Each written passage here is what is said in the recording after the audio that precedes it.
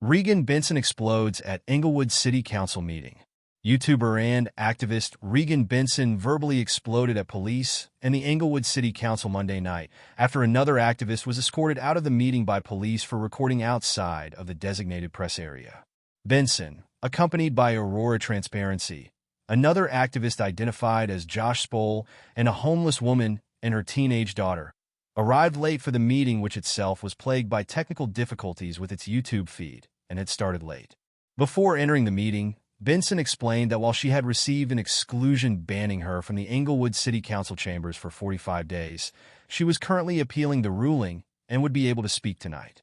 She also claimed that she won the exclusion case from the Englewood Public Library, where she had previously been banned from the library for 90 days, with an independent review finding in her favor last week. Both Aurora Transparency and Josh joined Benson in signing up to speak in the public speaking portion of the event. Benson also exchanged words with Officer B. Roberts, who was manning the security desk. She claimed that he promised he'd never participate in abusing someone's free speech at the meetings by arresting them without charges. As the meeting progressed to the public speaking portion, Benson's crew became more and more agitated. Josh mockingly held up a sign reading applause, as applause was not allowed in the meeting due to current guidelines. Aurora Transparency was the first of the group to speak. She recounted the story of how Benson saved Robert, the homeless man who lost part of his leg, who has been in Benson's care since early in the year, and praised Benson. She claimed that Englewood's policy towards homelessness was to leave the homeless to die. She also alerted the council to the inadequacies of their homeless resources flyer on display in parts of the building, calling it useless and outdated. After she finished, Mayor Othniel Sierra asked Mr. Pinkerley to stop recording from his seat or to take a seat in the press area that had been designated for recording. Pinkerley refused and stood up defiantly. He said it was his right to record in the building and no one could stop him. Mayor Sierra put the city council into recess, and the majority of the city council members left the chamber. City council members Rita Russell and Kim Wright, both seen as allies of Benson, remained in their seats as they did during Benson's disruption of the meeting 2 weeks ago. A police officer approached Pinkerley and calmly spoke to him for a few minutes before other police officers, including Officer B. Roberts, entered the chamber. Benson and her group started screaming, "Effing police," and other profanities at the police officers, with Benson targeting Roberts as he promised he would not get involved before the meeting.